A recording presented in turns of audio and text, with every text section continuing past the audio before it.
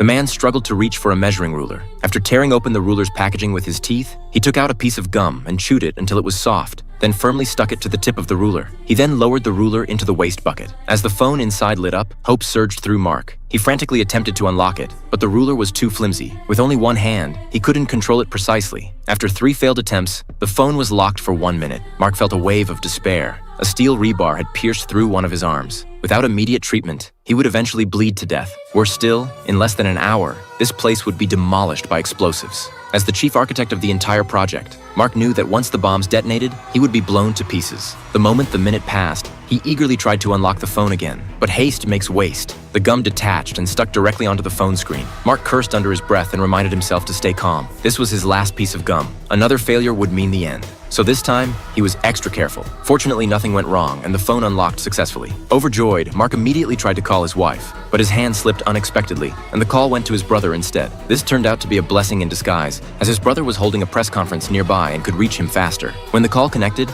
Mark quickly told his brother his location and situation, begging him to come rescue him. His brother first asked if Mark had called the police. Upon learning he hadn't, he assured Mark he would be right there. Before long, Mark heard his brother's car approaching. He shouted desperately for help while banging on everything he could, trying to get his brother's attention. But what Mark never expected was that his brother didn't come to save him. Instead, he draped a green tarp over the entire restroom, completely blocking any view from outside. Mark couldn't understand why his brother would do this. Panic consumed him entirely. Meanwhile, the loudspeaker outside kept reminding him that time until detonation was running out. While suspended there, he noticed a box wedged above him, wondering if it contained anything useful. Fighting through excruciating pain, Mark twisted his body and managed to knock the box down with his feet. Sure enough, inside he found a file. Looking up at the lock above his head, strength surged back into his body. He began sawing at the lock desperately. Before long, he broke through. He then kicked open the restroom door, gradually pushed aside the green tarp, and jammed the ruler into the gap to hold it open. Next, Mark took off his pants and wrapped them around a tool hammer, then set them ablaze with his lighter, creating a makeshift torch. He tossed the torch through the door gap, hoping the thick smoke would attract the attention of those at the press conference. But Mark soon realized a problem.